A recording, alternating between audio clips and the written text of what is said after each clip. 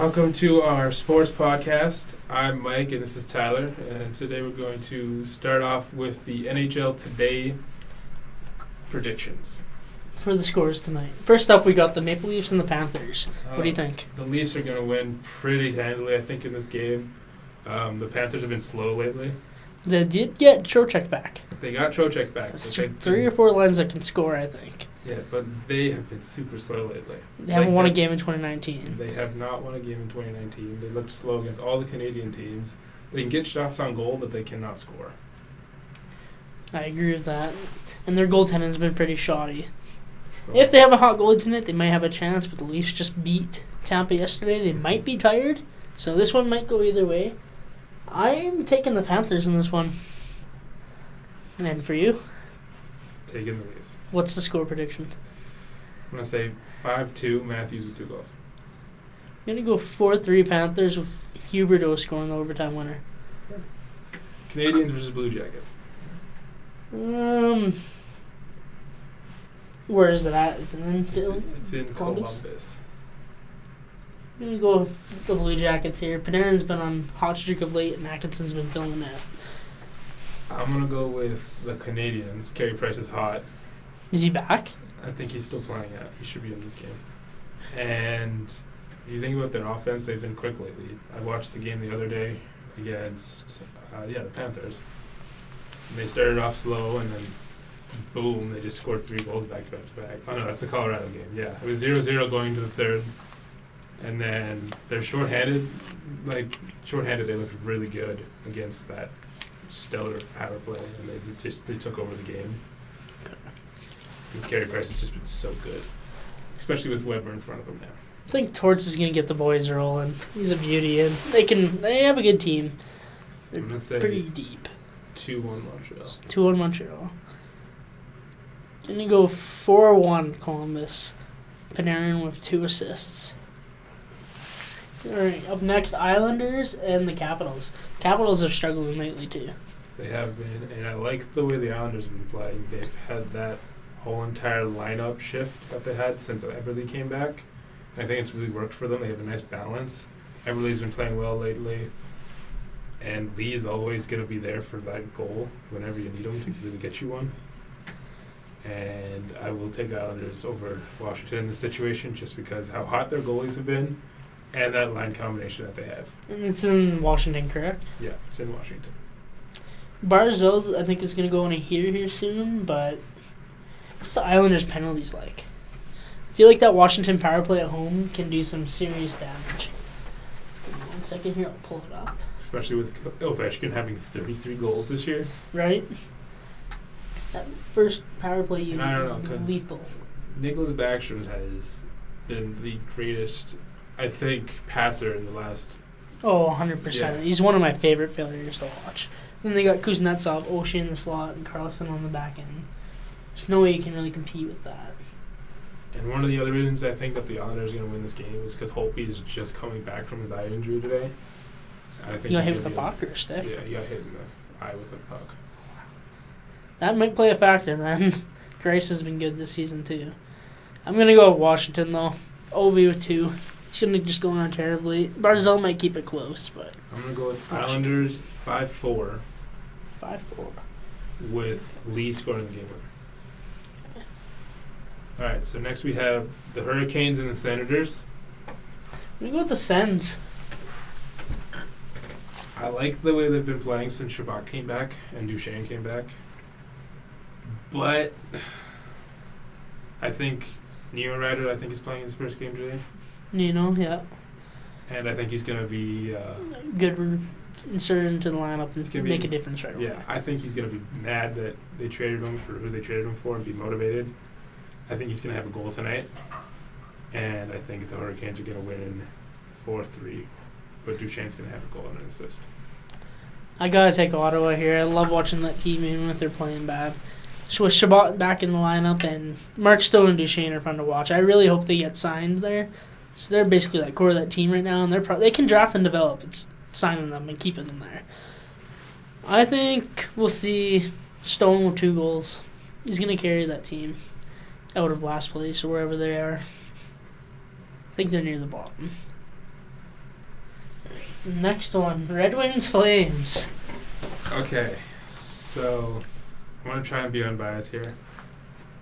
I do think the Flames are going to win this game, obviously, because Detroit has been super bad this year. However, I think it's going to be a closer game than people think. I think that Jimmy Howard's been playing super well this year. I think with Mike Green back, the Detroit Red Wings defense has been super good. I think it's only going to be a 3-1 game. It's not going to be too high. I think Johnny's going to have 2 points. Monahan's going to have a point. Lindholm's going to have a goal. Do you think that top line's going to explode? I think that top line's going to get what they need. Especially at home, too. Mm-hmm. I got the Flames for this game, too. Gaudreau's at 70. He's leading the Flames in goals, assists, and points. And on home ice, he can win those matchups, and he's just dominant. I don't think they have an answer for him, especially with Bernie or Howard in the net.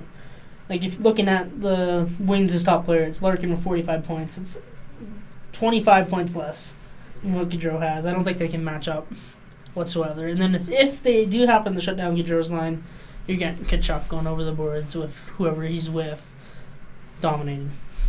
All right, so the next game we have is Pittsburgh versus the Arizona Coyotes. Phoenix. There we go. I'm going to take the underdog on this one. I'll go with Arizona. I think Biznet's going to get the boys rolling. I think Keller's going to have a good game. And whoever they start tonight, whether it be Kemper, I don't know who their other goalie would be. I think he got sent down, though. So I don't know who the other goalie would be, but I'm going to go with the Coyotes, even though they're at home. Shock the Penguins. I'm going to go with the Penguins only because Arizona cannot score. And think about it this way, Brad Richardson has the most goals on their team, and it's 11. And he's out now. So all their scoring is gone. Somebody's got to step up one way or another. I think it's going to still be close because I think the Coyotes are still a good team. Secretly. They're only one game under 500, so I think that they're still a decent team. I just think the star power on Pittsburgh is just too high. They have Crosby, they have Malkin, they have Getzel, they have Hornquist, they have Malkin, Letang, and Matt Murray in net. You're forgetting about Kessel, too. Yeah, fuck Kessel.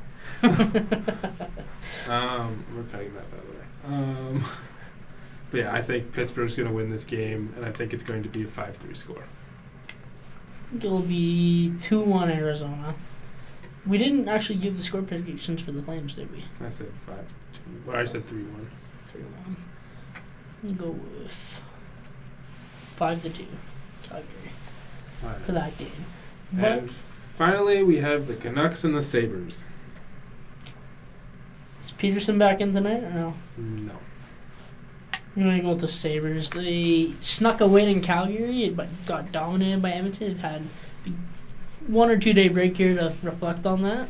I think they're going to go into Vancouver and win in overtime.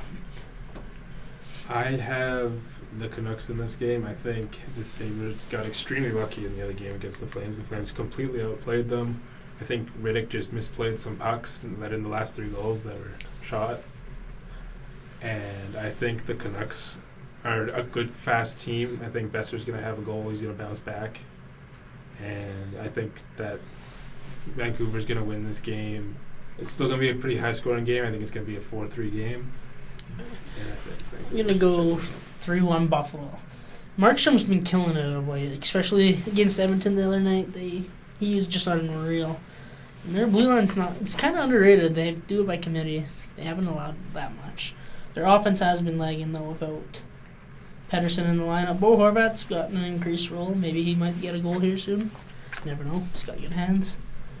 All right, next topic, Battle of Alberta. This one's going to get heated. Okay, so we're going to emphasize this first by saying that we have $20 on this game. And obviously I'm going to say the Flames are going to win this game, but I think it's going to be a really rough and tough game. And I think there's going to be 3 fights in this game. Oh. Hamonic List each of them. It's going to be, first one's going to be Hamonic versus Nurse. That's a different combo. Mm-hmm. And then the second one I think is going to be Hathaway and Ratty. Yeah. I'd go Kara instead, I think. Ratty's not much of a fighter. And then Karen is going to fight I'm going to go weird here. It's going to get real weird. I'm going to go with Rasmus Anderson. He never fights, but I'm going to go for it. How tall is Rasmussen?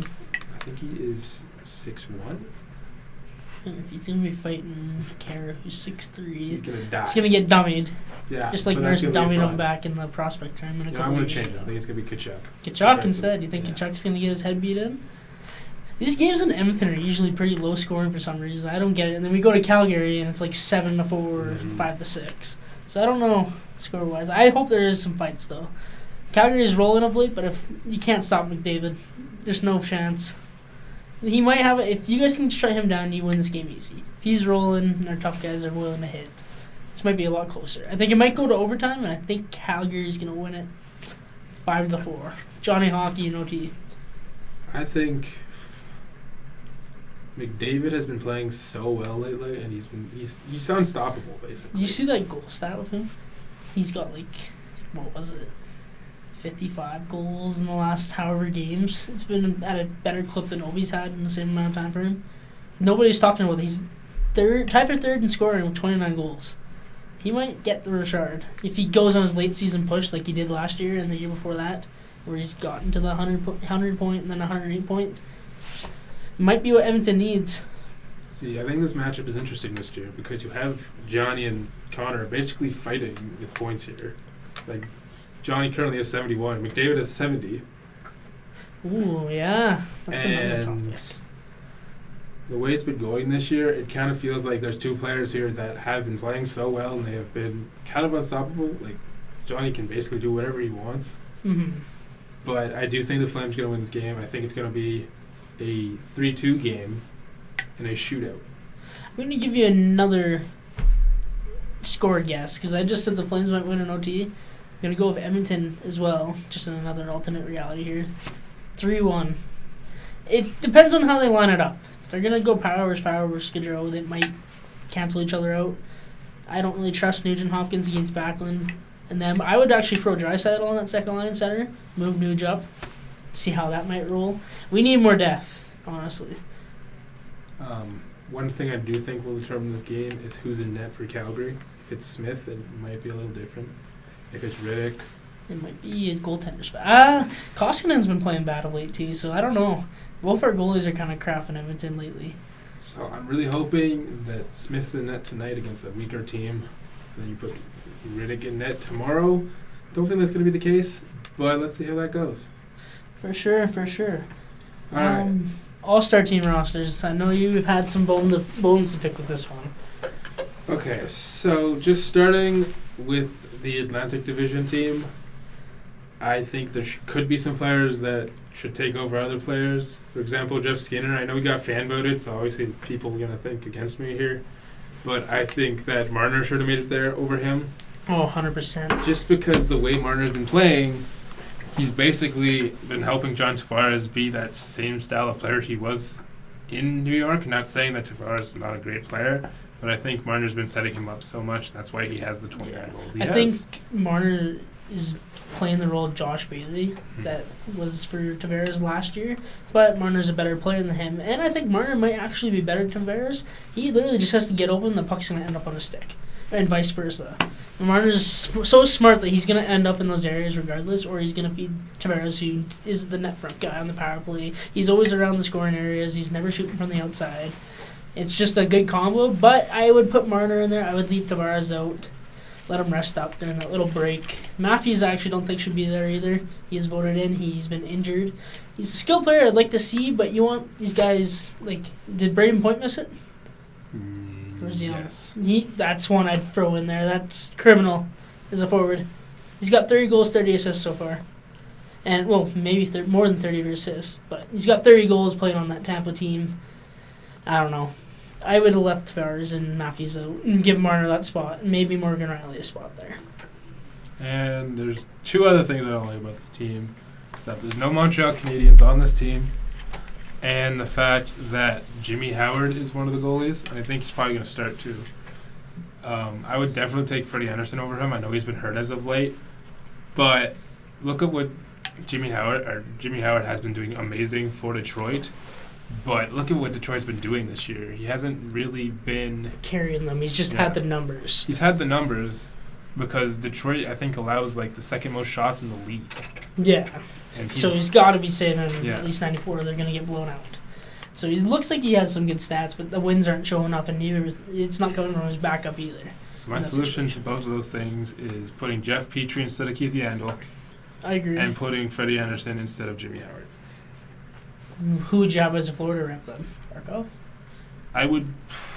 That's another problem. There shouldn't be one representative from each team. They should go with the most skilled players that they want to market skill and hockey all together in these locations like San Jose, where people might not care about it as much.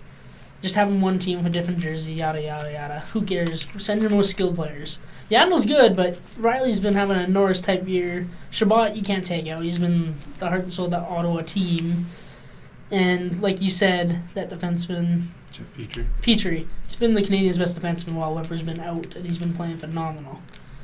And Anderson in goal, he's the only... if he doesn't net for the Leafs, I'm skeptical of how far they can go in the playoffs. So, another thing that I did notice is that Taylor Hall will probably not be playing in this game. He's currently hurt, and there's no timetable for his return before the All-Star game. And the interesting thing for that is who are they going to put in there to replace him? I know they have some skilled players. I know they have Cal Palmieri, who I don't think deserves it, but he plays for that team, and he's been... I don't think you would put Heischer there yet. Heischer's been hurt most of the year anyway. I don't know. That's why their season's been so crap, I think. They've had injuries. Their goaltending's been pretty brutal. Schneider's done, I think. Yeah, Schneider's, I think. Kincaid's reasonable backup. He's playing in over his head, and when Blackwood has been in, he's been good, but... Another rookie goalie, you don't know how long you can ride that. I do like Severson on the point, and they have a decent, I wouldn't say decent, but an underrated decor. I don't know, that team needs more drafting. I don't know if I can see Taylor Hall sticking there if he's looking for a longer playoff success. And then going on to the Pacific Division, I know that San Jose has been the team that is hosting it, but I don't think there should be 3 representatives from that team. I think players like Joe Pavelski have not been one of the best players in the whole entire league. I don't think he's really a skill player. He just kind of stands in there and shoots. Yeah, he gets fed from Joe Thornton or whoever he's playing with in these cases, especially on the power play. You have Carlson shooting from the point or Burns shooting or what's-his-face, Joe Thornton setting you up. Get in front of the net and you're going to get points. Like, it's nothing. I wouldn't have him in there. So I wouldn't have him in there. I would not have... I like Carlson and I like Burns, but one of them shouldn't be on there because Mark Giordano is having a Norris-type season. Has more points than Carlson, has better plus-minus than Carlson. I think he's been the better overall defenseman over him. But and he carries his team, I think. Like, he's the most influential defender and maybe player on the Flames, as opposed to Carlson. If he wasn't there, I think the Sharks would still be a top Pacific team and in the playoffs. Burns carries enough that load. Mark-Edward Vlasic isn't having as good of a season, but he hasn't been playing as much. So I think Giordano's more crucial to his team's success, and he's having an unreal year lately. He should be in there, I agree. And the fact that Arizona even has somebody on this team, they're a well-rounded team, but they don't have that star that I think should be on there like Clayton Keller. I think for Joe Pavelski and Clayton Keller, I think there have been better players this year that have been better. Players like Brock Besser, there's been Monahan, basically the top 4 in Calgary could have cases to be on this team. You could even throw Marchessault from Vegas in there. You could throw Marchessault, you could throw Carlson, There's a lot of more deserving players that they should have spread out. If you're going to take 3 from one team, you should spread out 2 from each team. Like, I'm really excited to watch McDavid and Draisaitl play on the same line, whichever defenseman they get. Doughty deserves to be there. It's been a rock for the LA. But yeah, the puzzling choices. I don't know. I wouldn't have one from each team again, and maybe add more players and just rotate for the. I don't know, to make more spots so there's not as much snubs. These players probably don't care as much. They'll enjoy the vacation for 2 days, in my opinion. What's the Central looking like? And the Central, I don't have a lot of disagreements with this team. I would put Ben Bishop instead of Dubnyk, personally, because I think he's been so good for the Dallas Stars this year, and he's kind of been keeping them in it. And I would take Miro Heiskanen, and I would change him for Suter, just so you could have that Minnesota-Dallas switch. And personally, I do like this lineup a lot. I think Blake Wheeler could definitely be replaced by somebody, maybe like a Zach Parise type. potentially, and then you wouldn't even have to throw Suter or Dubnyk in there. Yeah. You could leave Heiskanen, who's been probably Dallas' best defenseman. I love Klingberg, but Heiskanen's been playing unreal, and he carried the load while basically the entire Dallas defense was out with injury. And I'm glad that Landeskog made it. I think he deserves it. He's a very underrated player. I think so is the third guy on that line. Yeah, as the third guy on the line, he's still producing. Yeah, and I guess I would say that too, because you have McKinnon, he's streaking down the left half wall most of the time, and you got Rantanen on the other side. Somebody's got to be in front of the net, tipping, directing traffic of the puck to each side to those snipers. And he plays an integral role, and he's captain of a good team. They have lost 10 in a row, or whatever it is, 10 of the last 12, whatever it is, but he's underrated. He deserves this chance. The All-Star game is, it's more of a fan thing, in my opinion. We shouldn't get too worked up, but puzzling choices. Alright, so the next topic, we're going to go on to the trade deadline strategy for the Alberta, and let's add the other Canadian teams. How about? Alright, so let's start with Toronto. What do they need to add or sell? If I'm Toronto, I think I'm looking for another defenseman. Right side or left? Left-sided. Left side. Mm-hmm. Who would you push out? So you got Riley, Gardner, Dermott. I would probably push out Dermott at this point. Really? He's too raw to me, and like Gardner and Riley have already been these players who have been. Although they've been booing Gardner like crazy, I don't know if they like him. He doesn't deserve it. Like other people in the locker room have said, he's one of the best players in the league. Yeah, and if you do get rid of that player, you're more than likely going to be asking for somebody of the same type eventually, and you're going to regret trading him away. I like Dermott, and I think Babcock does too, but he's too much of a veteran coach. He wants an older guy that he can trust, and who knows. The right side, I would actually improve the right side a bit. You got Zaitsev, who's 3 assists in 47 games. Yeah, that's been playing terrible. His contract's terrible. I think they'll try to move on from that, whether that be in the summer or at the deadline. You've got Hainsey playing with Riley. I don't know if that's optimal for playoffs. Yeah. If you're going against Tampa or Boston, you don't want them. Strategically, they'll attack Hainsey's side. They'll go down that wall every time, make him back up, and have more room going in, and make Riley take the outside guy. See, at this point, I would say to Toronto, just don't do anything. Really? Because your team is pretty good the way it is. And they're young enough that they can carry this on. Yeah, and who are you going to trade? Yeah, and who's going to try to make you better? Right? And they got what? Who's their third-rate D? Ozhiganov? Yeah. You could upgrade the depth defenseman there, but I'd just stay the course. You guys are going to match up with Boston and Tampa in round 1 again, which isn't optimal at all. It's most likely going to be Boston if Tampa keeps up their current pace. I don't know. Maybe get a tougher guy to combat them, or I would try to bump Hainsey down a bit and Ozhiganov out of the lineup, but who knows? That right side's a little iffy. I don't know if I trust it, but they can score at will. See, what I would do is not trade anybody and then go hard for Doughty this summer. He's signed. I know. We'd go for a trade with him. Who would you send there, though? Nylander? I would definitely trade Nylander. I would, too. I think they got rich assets, and they can call up some people from the farm. They got good players, good scouting. Think about it. For the first quarter of the year, they didn't have Nylander, and they still won games. They still are pretty good without him, so do they really need him? And then if you think, like, defensively-wise, they got Rasmus Sandin in the AHL. What's his face? Who am I thinking of? Liljegren. He's going to be coming up soon. They got some defensive prospects that are going to push Gardner out of the lineup or probably into free agency. He's not coming back. And some older guys. They'll get better as the thing goes. I agree. They should just stay the course and ride out the season, see what they can do with their natural talent. I wouldn't do too much. Maybe upgrade the right side a bit for a rental, but don't give up anybody of value and just let your skill take you from here. They're good enough to maybe go deep. That first round matchup's going to be crucial, though. They got to get over Boston, and they have to get over Tampa, and it might be safe sailing, but we'll see from there. Anything to add? No, I think I'm okay there. Ottawa, who are they selling? Who are they signing? I think Ottawa, if they can't sign Mark Stone by then, I think they might look for a trade for him. What do you think the return would be? If you're asking for Mike Stone, I think you're going to ask for a pretty decent player, like maybe a Nylander type player. Like term coming back? Mm-hmm. Do you think you'd have to be signed to a contract with the team he's getting traded to? I wouldn't give him Nylander for a rental. I wouldn't either, but I'm saying like a type player. It doesn't have to be Toronto. Yeah. And maybe a first rounder. That's what I think they're looking I for. think he'll go for a first round prospect too. Yeah. I don't know. What team would you think he should go to? He might look good in San Jose if they're willing to trade their first and prospects. If you could do Hurdle and a first round pick with maybe a prospect, that would not be a bad trade for both sides. I know they just made a trade with each other, but that would also help it because they had made that trade in the past. They would be willing to make another one. Would Calgary give up anything, do you think? You guys have some prospects that you could give up in a first, I'm assuming, which would be, do you even have the first? Or was it used last year? I think we traded it.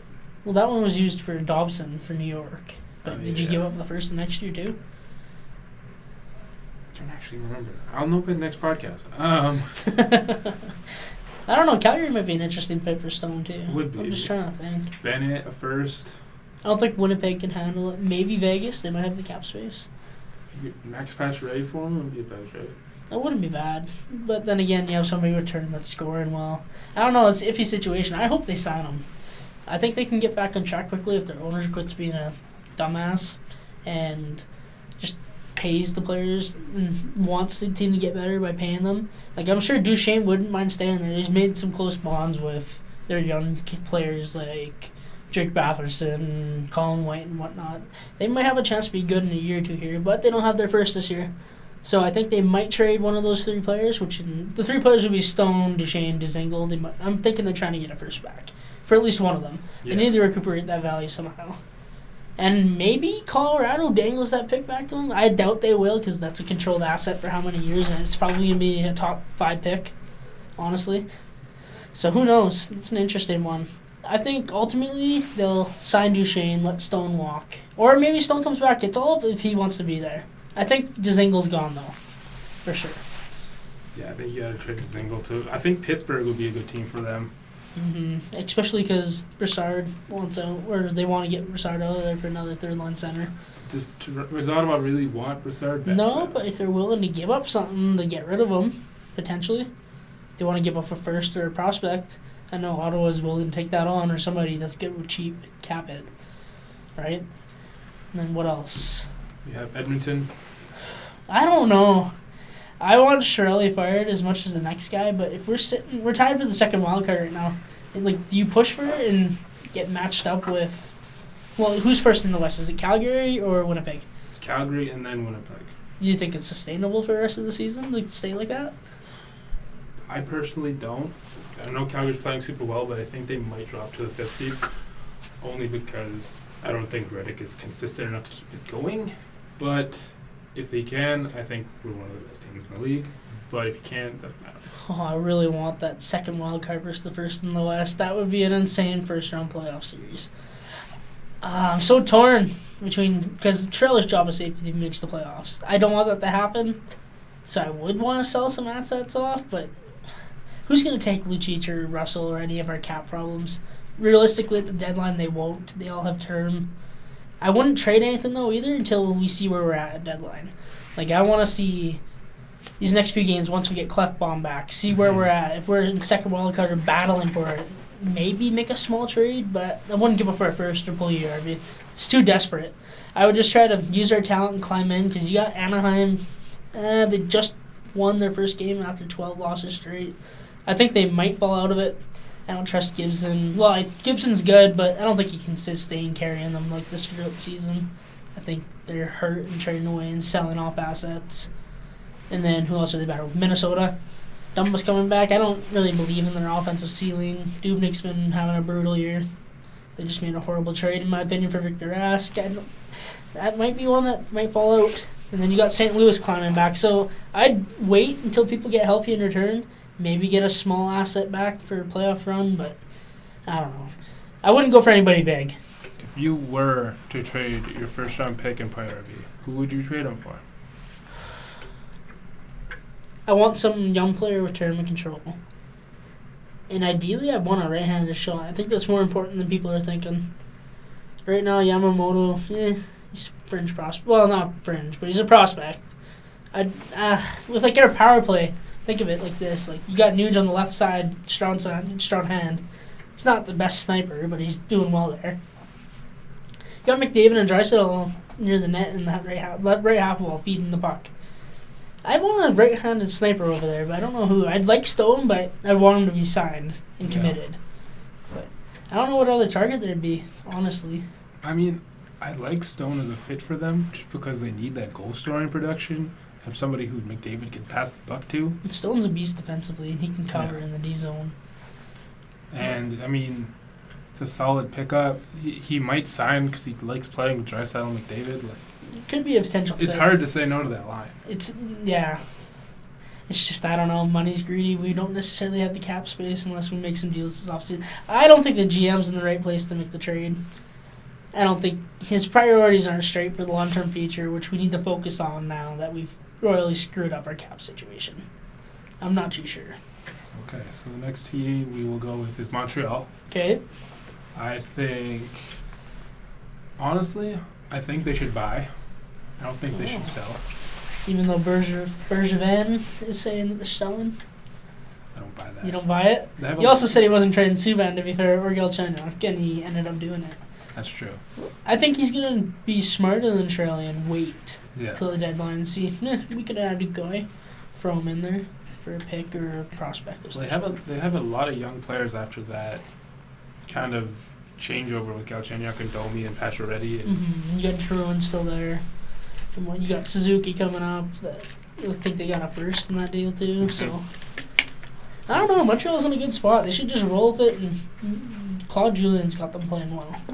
I wouldn't sell. I would buy if anything. I don't really know who they could trade. They could trade Tatar. I could see some decent comeback for that, but other than that, I don't really see them selling anybody. Yeah, or buying really. I think they're just gonna try to get there with what they have, which is good for them. They're showing progress. Kotkaniemi too has been pretty good for an 18-year-old. He's pretty damn young. Vancouver. They're only a couple of points behind Edmonton, and they're without Pedersen right now, so I don't know. This is an interesting team to me. I don't think they should really go for anything big, obviously. If you can, maybe trade a Granlund or a Berchi. Maybe get some sort of comeback for that. But, there's nothing really big you can do. Trade with Branson, maybe, if you wanted to. I think there'd be a buyer for that defensive defenseman. Probably There not. usually is with the playoffs, though, too. You never know. Does he, what's his cap like? What's his... How many years left? I think he just signed a new 4 years. So he has term. Yeah. I don't know who'd take him on for that. I mean, you could trade Edler. It's not a bad deal, but I like him personally. Look at it's priorities for them, too. Do they want to try to run at Jack Hughes? I don't know if they'll even lose to Pedersen. They won't lose as much as they think they want to drop back. And with how it's been working with them tanking, I don't know if they even should try. They might get lucky if they just try to win. I can see them trading a player like Edler to a team like Nashville, a team like Pittsburgh, a team like one of those. Needing extra defensive depth to keep going. Pittsburgh might be interesting, too. You could bring somebody down. You could bring a Tanner Pearson, or you could bring... Derek Brassard. No. Derek Brassard down. I don't know. Vancouver's interesting. It's kind of the situation as Montreal. They can pick where they want to go with this, or they can just stay the course and see what happens. Next team we have Calgary. Is the Calgary Flames, which I think they shouldn't do anything. Don't really break anything, or don't really try and break up any chemistry. Stay the course. If anything, get a backup goalie if you need to. Maybe try and trade Smith. But at this point, I wouldn't do anything big. Don't trade Brody like people say there. Don't do that. Keep everything together. Don't do anything.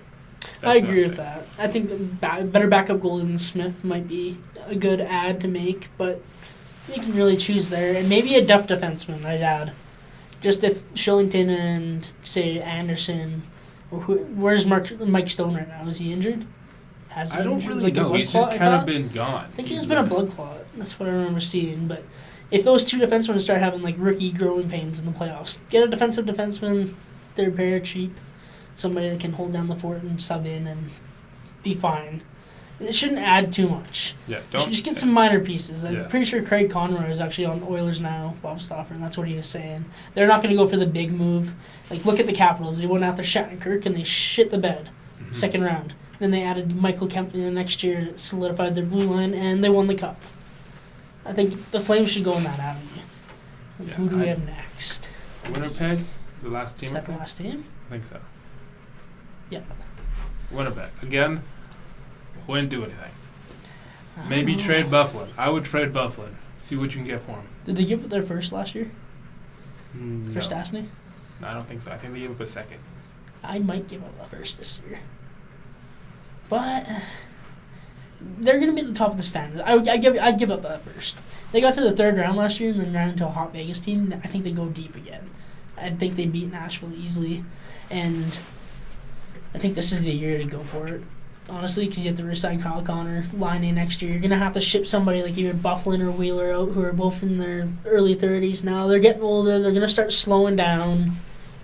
I think they should go for it. They need like a middle six center, a middle six winger, maybe some defensive depth. Their defense is looking pretty good, but they're young again, so maybe a veteran piece to calm them down if they need to in the playoffs.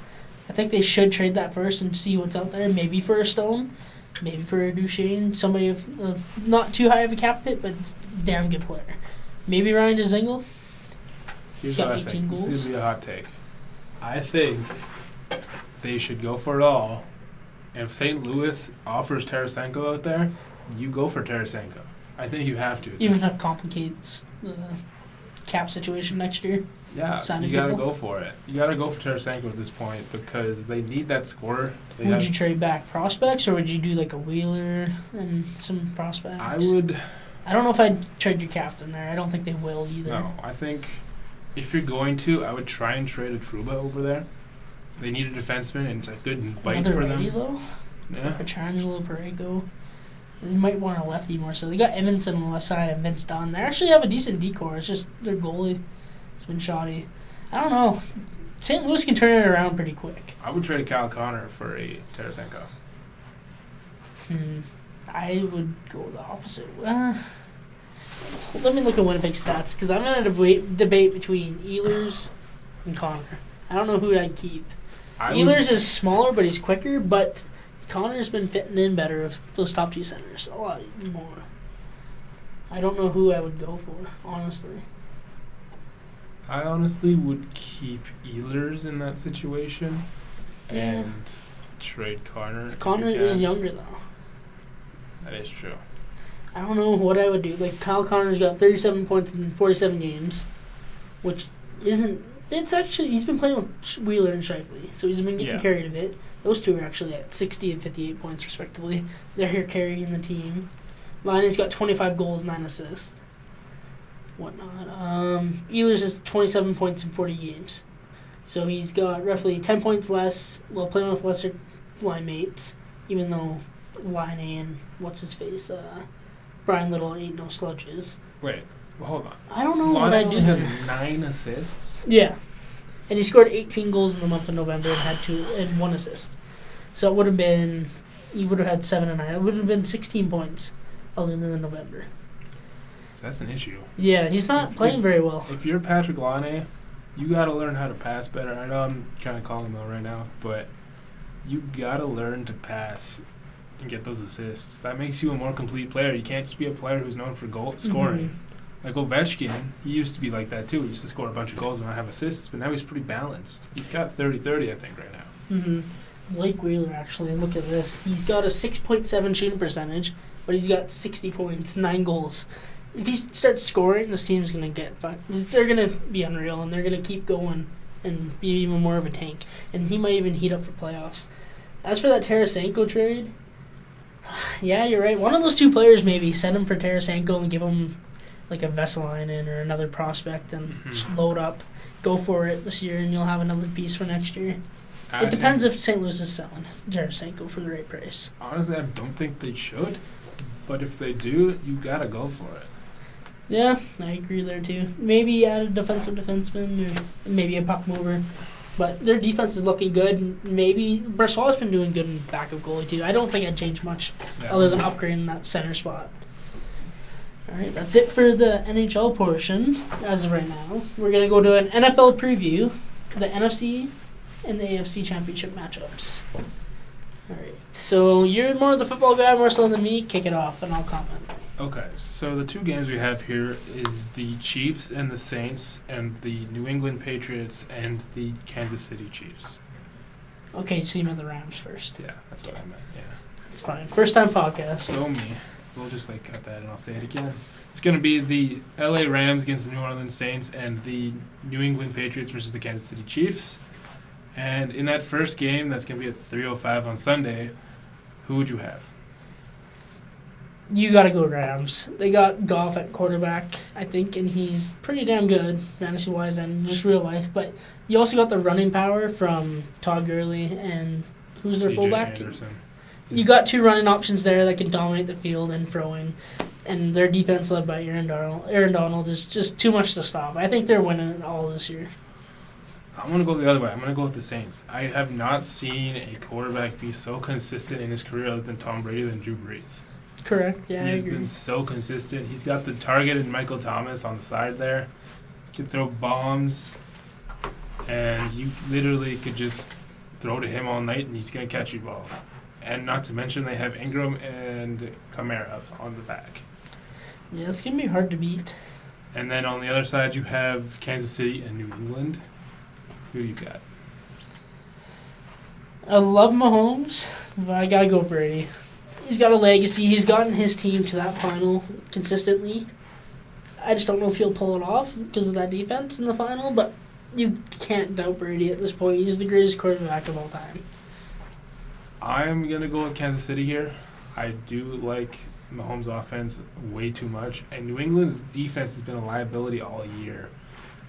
And, heck, last year with Alex Smith, the Kansas City Chiefs, in Week 1, beat New England. Not only beat them, destroyed them because of that defense. That defense is pretty shoddy right now, and I would take Mahomes and his MVP season all day. Who's their running back? They have Hill currently as their running back because Kareem Hunt. We're not going to comment on that. yeah, but Kareem Hunt. if they can keep Mahomes out of the air with the throwing, do you think their run game can get past the defense of the Patriots? I don't know if it can. And if it's a quarterback duel, I think Brady wins that all the time. He's got the experience and he's got the repertoire for it. I don't know much about football, but those are my two teams, and if they meet the Rams and the Patriots in the final, I'm taking the Rams again. They're just too deep in every position. I think they're winning it all this year. They've been consistently the best team in the NFL throughout the whole season. Okay. And next we got the MLB free agency.